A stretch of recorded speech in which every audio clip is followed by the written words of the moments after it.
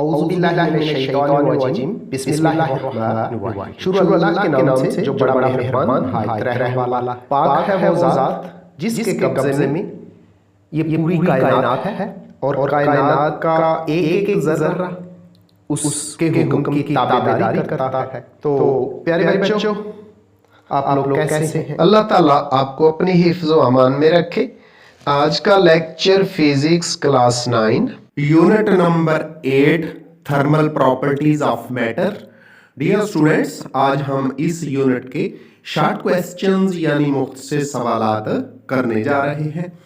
ये short questions Urdu और English medium students दोनों के लिए हैं, इसलिए आप लोगों ने इस वीडियो लेक्चर के साथ एंड तक जुड़े रहना है ताकि ये वेरी इंपॉर्टेंट जो शॉर्ट क्वेश्चंस हैं एग्जामिनेशन पॉइंट ऑफ व्यू से बहुत अहम है, ये आपके मुकम्मल तौर पर और अच्छी तरह तैयार हो जाएं। तो डियर स्टूडेंट्स, लेक्चर की तरफ जाने से पहले आपसे रिक्वेस्ट है कि प्लीज मेरे चैनल को सब्सक्राइब कर दें और ये जो घंटी बनी नजर आ रही है ना, इसको भी खड़का दें ताकि अहम लेक्चर्स का नोटिफिकेशन आपको मिलता रहे। इसके अलावा मेरी वीडियोस को शेयर और लाइक भी किया करें।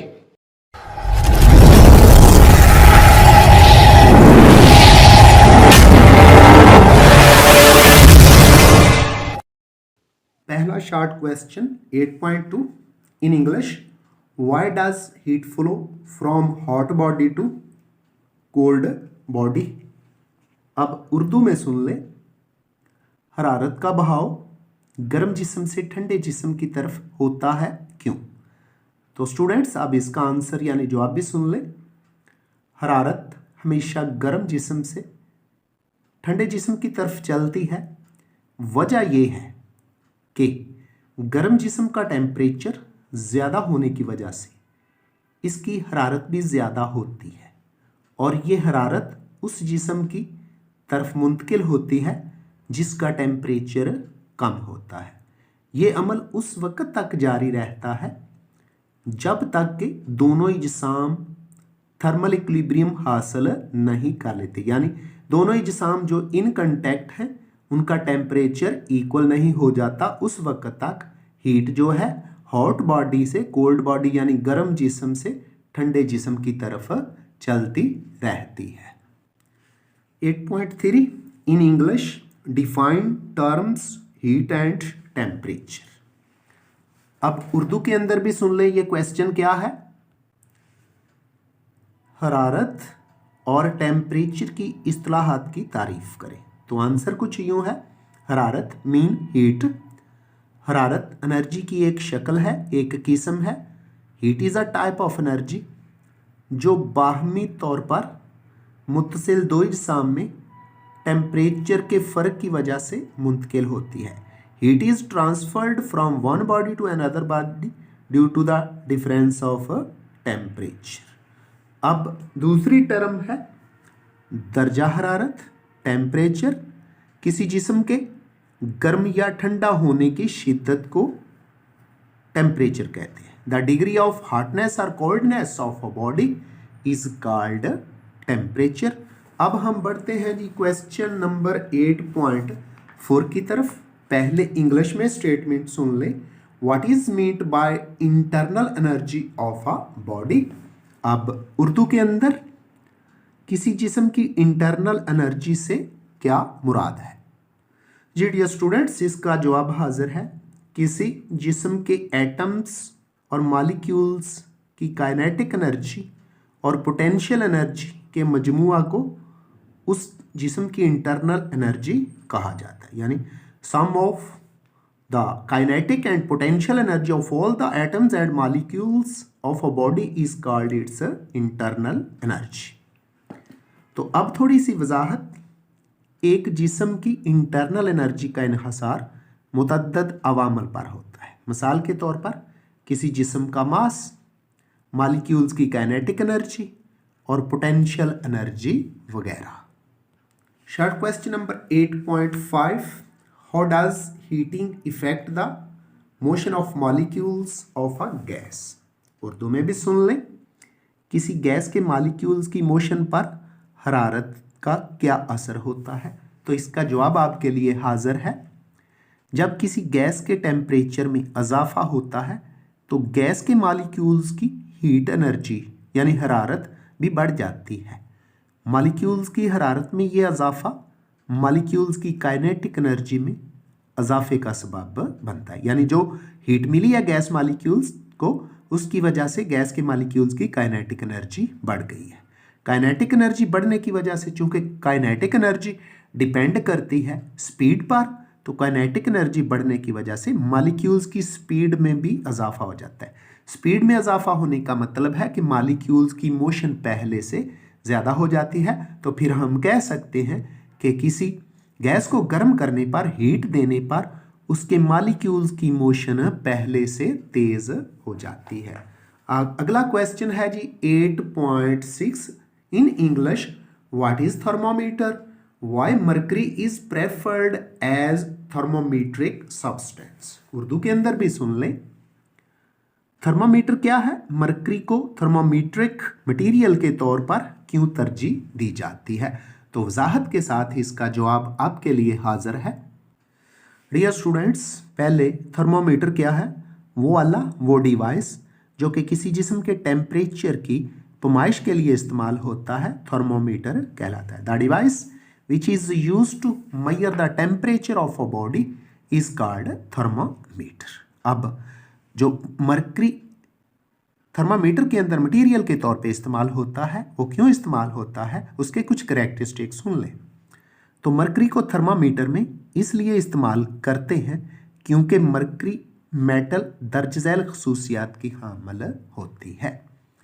नंबर 1, ये साफ नज़र आता है, यानी वो जो कैपिलरी ट्यूब है ना शीशे की, उसके अंदर इसको देखना, इसको रीड करना आसान होता है। नंबर 2, इसका हरारती फैलाव यकसां है, यानी जो जब हीट मिलने पर ये एक्सपेंड होता है, इसकी एक्सटेंशन होती है, तो वो यूनिफॉर्म होती है। नंबर 3, इसका फ्रीजिंग पॉइंट -39 डिग्री सेंटीग्रेड है, जो कि नहायत कम है।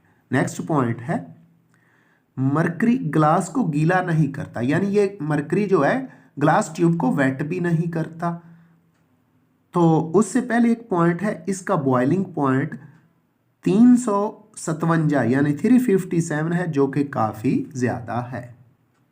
इसके अलावा मरकरी को जिस कैपिलरी ट्यूब में डाला जाता है, यानी जो कैपिलरी ट्यूब लेके थर्मामीटर तैयार किया जाता है, उसको ये गीला नहीं करता। ये हरारत का अच्छा कंडक्टर है, गुड कंडक्टर ऑफ हीट। और आखिरी पॉइंट है, इसकी हरारत मखसूसा यानी हीट कैपेसिटी बहुत कम होती है, जिसकी कीमत 138.6 जूल पर किलोग्राम पर केल्विन है, जो कि इंतहाई कम है। तो ये तमाम करैक्टरिस्टिक्स उस मटेरियल में मौजूद होनी चाहिए जिसको थर्मामीटर में इस्तेमाल करते हैं। तो मरकरी के अंदर ये करैक्टरिस्टिक्स हैं, इसलिए मरकरी मेटल को थर्मामीट्रिक मटेरियल में इस्तेमाल किया जाता है। Next question is 8.8, define specific heat. How would you find the specific heat of a solid. In Urdu, हरारत मखसूसा की तारीफ कीजिए। एक ठोस जिस्म की हरारत मखसूसा कैसे मालूम की जाती। तो डियर स्टूडेंट्स, इसका आंसर सुन लें, जवाब सुन लें। किसी शय की हरारत मखसूसा यानी स्पेसिफिक हीट कैपेसिटी हरारत की वो मिकदार है जो उसके 1 किलोग्राम यानी यूनिट मास में 1 केल्विन टेम्परेचर की चेंज यानी तब्दीली लाने के लिए दरकार होती है। किसी शय की हरारत मखसूसा हरारत की वो मिकदार है जो उस शय के 1 किलोग्राम का टेम्परेचर 1 केल्विन तक चेंज करने के लिए दरकार होती है। उस शय की हरारत मखसूसा या स्पेसिफिक हीट कैपेसिटी कहलाती है। किसी ठोस जिस्म की हरारत मखसूसा दर्ज झैल फार्मूले से मालूम कर सकते हैं। Delta Q is equal to M C delta T. Delta Q amount of heat है जो जज़ब होगी, एम उस मटेरियल का मास है, सी हीट कैपेसिटी है और डेल्टा टी टेम्परेचर डिफरेंस है। Question 8.9, define latent heat of fusion. Urdu में पिघलाव की मख्फी हरारत की तारीफ कीजिए। इसका जवाब सुन लें। किसी शय के यूनिट मास यानी 1 किलोग्राम को उसका टेम्परेचर चेंज किए बगैर, तब्दील किए बगैर उसके मेल्टिंग पॉइंट पर, यानी जो उस शय का मेल्टिंग पॉइंट होता है, ठोस से माया हालत में तब्दील करने के लिए दरकार थर्मल एनर्जी को उसकी पिघलाव की मख्फी हरारत कहा जाता है। फिर सुन ले, किसी शय के यूनिट मास को उसका टेम्परेचर तब्दील किए बगैर उसके मेल्टिंग पॉइंट पर ठोस से माया हालत में तब्दील करने के लिए दरकार थर्मल एनर्जी उसकी पिघलाव की मख्फी हरारत कहलाती है। The amount of heat required to increase the temperature of unit mass up to 1 Kelvin at the given temperature from solid to liquid is called heat of melting या heat of fusion। इसे HF से जाहिर किया जाता है। HF is equal to delta QF over N।